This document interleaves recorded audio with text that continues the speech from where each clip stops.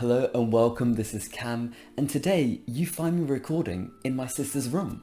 Now I'm so grateful to her for letting me use this room for today's video, because if you notice, she's got this beautiful background over here. These are some of the paintings that she's done. Some of them are very kind of like Bob Ross inspired background pictures, kind of landscapes, and others are paint by numbers ones that she does that she finds very therapeutic. And they are beautiful. And the one thing that they all have in common is nature.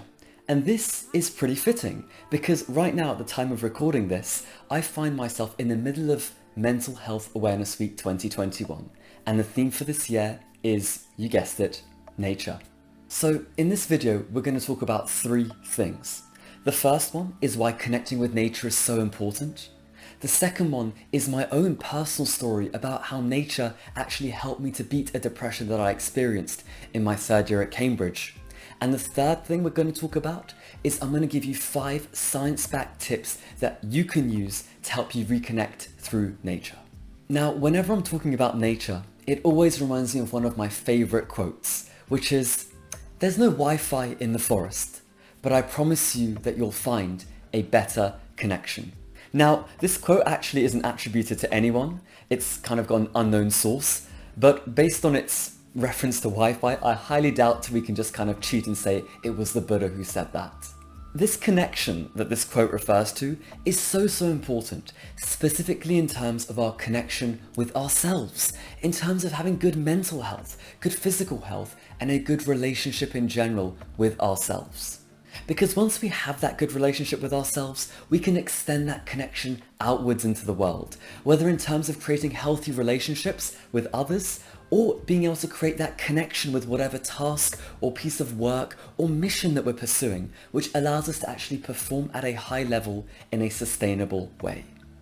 Unfortunately, one of the biggest challenges that we face nowadays is disconnection from ourselves, right? Disconnection between our rational mind and our emotional mind, disconnection with our body, disconnection from our core values, the things that are most important to us in our lives. In the short term, this disconnection from ourselves feels terrible, and it sucks in terms of creating sustainable high performance. And what ends up happening is we end up compensating for our disconnection by, number one, either trying to force a connection with others through needing to be around other people, constantly messaging other people or following them on social media, or number two, by using distractions to avoid having to confront those painful feelings we have about how disconnected we feel. Things like binging Netflix, mindlessly scrolling through social media, eating sugary foods, and other unhealthy habits that give us temporary highs to conceal the pain of how disconnected we feel, but leave us feeling far worse afterwards when those little highs wear off and leave us craving more of them. Now, that's in the short term. But in the long term, without addressing these disconnection issues we have, let's say with our mind, it's no surprise that we may experience mental ill health in the form of depression or anxiety. Meanwhile, our disconnection with our body can lead to not being able to listen to it in the correct way, meaning we end up pushing ourselves too hard and maybe suffering from injury or illness. And our disconnection from our core values? Well, that can mean that we can't connect with an authentic mission or purpose to drive us, leaving us feeling trapped in cycles of procrastination and instant gratification. And these forms of disconnection, and in my case the depression that they led me to, is what I experienced firsthand at the start of my third year at Cambridge. It was a depression that lasted for around 2 months. Now, in this video, I'm not going to talk too much about the combination of things that happened over a very short period of time that led me to that period of depression. That's for a future video.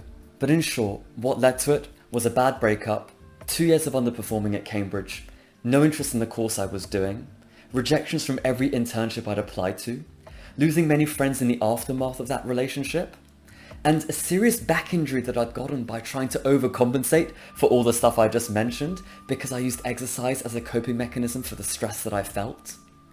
And this horrible voice in my head that I couldn't get rid of, that insisted that I was worthless, that I had failed and disappointed my family, and that I did not deserve the love that they were giving me, despite their genuine and constant support and insistence that they loved me and were proud of me. Now guys, this is a story that if you feel it would help you on your journey, I'd be more than happy to share in detail about what happened and how I ended up in that situation, in hopes that maybe it can help you if you're dealing with something similar. But for now, I've set the scene, and now I'm going to get back to this video on how nature helped me to deal with all of this. Now, what happened was, as part of the amazing love and support my family blessed me with, my mother, who's a yoga teacher and was my therapist, would speak to me almost daily. Honestly, I wouldn't be here doing what I'm doing now without her compassion and patience during those times. Now, one of her early recommendations to me had been to try mindfulness to connect more with the present moment, since most of my suffering came from the pain I experienced from the past and my anxieties that I had about the future. And so, on one of my better mental health days, I downloaded this book called Peace is Every Step by a Zen Buddhist Vietnamese monk called Thich Nhat Hanh. Thich Nhat Hanh, I'll put it in the description so you know how to spell it in case you want to look it up yourself. I'd been reading parts of that book daily, and I was just self-aware enough to notice how peaceful I felt when I was reading it. I mean, it was as if the skewed thinking of my unwell mind could just stop for a minute while I was occupied by those words from that book. And for those brief moments, it was as if I was experiencing what life was like if I had the clear thinking of a peaceful monk. It was truly blissful, and my belief was that one day, if I could think the way this man wrote, my life would completely change for the better. And on this occasion, it actually took 2 months, a lot of tears, a lot of emotional processing and healing for that first small something to change. And the catalyst for that change was nature. And I remember it so vividly. I was walking on the Churchill College fields on this cold, clear autumn afternoon as the sun was setting. And I was really tired, just as I'd been throughout the past month, because releasing emotions through journaling and a lot of crying may be healing, but it's also quite exhausting. And I remember on this day I was especially tired, and I just found myself thinking less and less as I walked. And it was as if the thoughts that I kept having about my experiences, my suffering and my anxieties just stopped flowing through my mind for the first time in months, and I found myself just immersing in the rhythm of my steps. And I remember these thoughts coming to mind to describe it that were almost like the ones that Thich Nhat Hanh had used in his book, Peace is Every Step. And in the moments to come, I became just so acutely aware of the feel of my shoes with each step on the frosty grass. I heard the music of the few remaining tree leaves swaying with the late autumn breeze. And I remember looking up and just becoming mesmerized by the sunset. And I just felt this peace unlike any I had ever experienced. Now in my life, I'd experienced joy and happiness and excitement and elation and all of those happy emotions. And I'd also experienced a lot of the opposite emotions as well. But I'd never experienced that sensation of peacefulness, of contentedness, that gentle ease with being. Until I found myself watching that sunset with the thought of a monk. And after watching that sunset behind the trees, in that moment, I made a promise to myself. And I promised myself that no matter how painful life got, as long as there was still a sunset to see somewhere in this world because I couldn't really count on seeing sunsets in the UK every day with the weather that we have here, but as long as there is still a sunset for me to see somewhere in this world, I am happy, I am blessed, and I am grateful to live another day. And after that sunset, I returned to my room with this new realization that I wrote down in my journal. And I actually wrote, things aren't great right now. Things suck right now. But they're going to get better. Every day, little by little, they're going to get better. I am going to make them better. Now, my problems didn't magically disappear from this one experience. Far from it. And I knew this wasn't going to be an overnight transformation. But I'd found this new level of self-awareness and self-expression to deal with it. And from then on, every single day, I would go for 3 walks on Churchill College fields.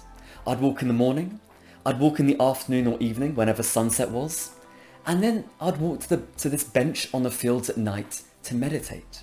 And it was those night walks and meditation sessions which were the most impactful. I'd go and sit on that bench and just let my thoughts and my feelings roam. And I'd write them down on my phone as they arose. Because I just didn't want those feelings stuck inside me, stagnating there and seeping into my mind, seeping deeper into my unconscious. The more I could write and externalize these thoughts, the more space was created in my mind. and I could then let that space be filled by what was around me, which was nature. You know, I'd listen to the sound of the leaves in the trees and the periodic sound of cars passing by on nearby Madingley Road. I'd watch their lights kind of flashing by in a blur, and I'd watch the blades of grass in the darkness just gently moving with the wind. And I'd just let myself become entranced by them. I'd let my attention shift to just focusing on them. And if I was lucky and there were clear skies, I could just look up and spend long minutes gazing at the stars. No thoughts, no labels, just feeling it. And if I wasn't as lucky, I'd see the shapes of clouds moving in the moonlight or feel the wet rain seep into my trousers. And if it was really cold, I just watch my breath condensing, trying to count the little particles of water I emitted with each exhalation. And in these moments, fully present with nature, I was peaceful. I was reconnected. And I did this every day, clear skies or rainy, hot or cold, it did not matter. Nature was my healer, and all I had to do was sit there, get out of my own mind's way, and let it heal me. Now, of course, nature alone didn't fix everything, but it was the catalyst for my reconnection, and that peace, gratitude, and connectedness began translating to my everyday life. Because from there, I could begin to take more actions in line with the health and happiness I sought, right? Whether it was back rehabilitation exercises, or cooking nutritious food each day, even studying. Now, of course, in this process of trying to incrementally progress and heal, there were some really tough days still, right? These things don't magically fix themselves overnight. But the way I looked at it was that if before I was having 6 bad days and 1 good day, progress looked like having 5 bad days and 2 good days, and then 4 bad days and 3 good days, and so on. And I just kept focusing on that big long-term picture. Even if I didn't feel good that day, I knew the actions I was taking was moving me towards becoming healthier. And that year, that academic year, I ended up actually making a full recovery from both my mental health and my physical health ailments. And I ended up getting a first-class grade in my 3rd year exams. And my back made a full recovery, and I was able to actually play in the Cambridge tennis team varsity match against Oxford. It was my most successful academic year of my life. And it wouldn't have happened if it wasn't for nature helping me to reconnect with myself. So that's my story. I really hope you found it useful to listen to. But now it's over to you guys. What can you do to make the most of nature and its mental health and performance benefits, given that we are all at different stages in our healing journey? Well, I want to share a quick story with you to illustrate what you can do. Because a few years after nature helped me traverse my little skirmish with depression, I was mentoring a young man who was going through his own period of depression, right? And he was telling me about how life had lost its colour and he didn't know how to find it again. And so what I did was I shared my story with him, and I'm very grateful that he was at a stage in his healing journey where he could resonate with it. And as I told my story, I realised something, which I shared with him, which was that it was almost ironic, but my personal experience with depression showed me that when you strip everything away, right, all of those intrusive thoughts and limiting beliefs, all of the attachment we have to our own suffering, all of the narratives we're telling ourselves about our lives and the victimhood that we might be feeling, whatever it is, all of this external chatter, when we strip it all away, the only thing life has left is its colour, right? That's what's left. Nature and the colour it has. Now, I do want to add a quick caveat here, because depression is a spectrum, and in no way do I want to invalidate anyone's experience of it. Just in itself to choose to be receptive to the colours of life, means that some healing has already taken place. And if you watching this are not there yet, please be extra compassionate and kind to yourself as you find the courage in you to hope, to heal, and to reach out for help, like I did through my family, right? We don't all have to be at that stage yet. Back to this idea of the colours of life, the sad truth is that, healthy or not, so many of us have become desensitized to the colours of life. We've numbed our sensory experience, right? Not just the colours of life, but the sounds, the feel, the touch of nature. We've numbed our sensory experience of it. And we've trained our mind to occupy itself with constant stimulation through technology, or to lose itself in those ruminations, those self-conscious negative thoughts. We've attached so much importance to productivity and work, to grades and to paychecks, to clothes and to cars, to comparison and to competition, all at the expense of our connection with nature and with ourselves. And yet that connection with nature is always there for us to reclaim. We just have to be willing to retrain that muscle. So what I want to do is I want to give you guys 5 scientifically backed steps that you can take to begin doing so. First of all, go for short walks in nature multiple times a day, deliberately and consciously paying attention to nature as you're doing so. A 2015 study showed that people who walked 90 minutes in nature versus those who walked 90 minutes in an urban settings had decreased brain activity in their prefrontal cortex, which is a part of the brain responsible for rumination, the repetitive thoughts that focus on negative emotions. Now, don't worry if you don't have 90 minutes. 10 minutes is better than 0 minutes. 5 minutes is better than 0 minutes. Just get out there in nature and go for that short walk.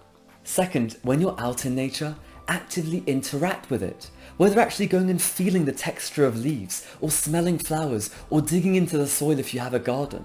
A 2016 meta-study actually reinforced all of the benefits that gardening has, such as reducing stress, anxiety, and mood disturbance. So go out there and actively engage with nature. Engage your senses with nature. Third, if you can't get out, spend time looking into a garden or at the trees around you. A 1984 study at a hospital showed that patients who just viewed the garden, in other words passively interacting with it, still showed reduced stress and accelerated healing from the physical ailments that they had, which is really quite phenomenal. Fourth, if you happen to live in a concrete jungle and you don't have a garden or any nature to look at, then get some home plants to interact with, right? Or even draw, or get some beautiful nature portraits, kind of like my sister's done. Another really cool study carried out in 1993 showed that surgery patients in hospitals experienced less pain and anxiety when there were portraits of a tree and water scene compared to when there were portraits of either some random abstract art or a dark forest or nothing at all.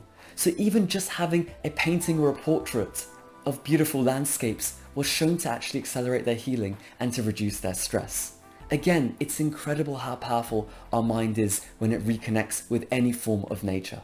And fifth and finally, a study done by a research agency showed that even the sounds of the outdoors, such as birdsong or wind or water, can also improve mood and reduce stress. And the best thing of all, this effect even takes place when we listen to it on our headphones, right? Through things like YouTube or playlists on Spotify. So download some ambient nature sound playlists and enjoy them as much as you can. Now, between these 5 things, right, walking in nature, actively interacting and touching nature, passively looking at nature, bringing nature to your home through plants, posters and pictures, and listening to the ambient sounds of nature, we've got some great actions that we can take to help us to reconnect through nature. So my final point here that I'm going to close with, our mindset when interacting with nature is just as important. To really get the most out of it, we've got to want to believe in the power of nature to heal and relax us. And that's why I've mentioned the science behind this, because for some of us it really helps to have scientific evidence to help it make it easier for us to believe in these, let's say, more esoteric ideas. Now, as well as your belief in the power of nature, you want to choose to approach it with a curious and childlike mindset, right? To choose to look deliberately and consciously for the beauty of it as if you are viewing it for the first time. Right, go back to when you were a child and how flowers would fascinate you, or how digging your hands into the soil was so satisfying, right? Reconnect with those emotions. Just because you're growing up now does not invalidate those experiences that you had. If anything, part of life is unlearning the stress that we've created in our journeys, and instead reconnecting with that childlike innocence and joy for life that we once had. And most importantly, be patient with yourself. Many of us have forgotten how to connect with nature, and like any muscle we haven't used for a long time, it can take a bit of time to retrain it. So even if you don't yet feel it, trust that it's there, and that one day soon it will be accessible for you to vividly experience in mind and in body.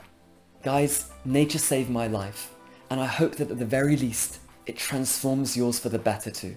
Thank you so much for watching this video. I really hope it's helped. And if it did resonate with you, please do let me know in the comments. I love hearing your thoughts, ideas and feedback. And please do like, share this video with others and subscribe to the channel because there's plenty more to come. We're just getting started. Thank you so much. Take care and I hope to see you back here soon.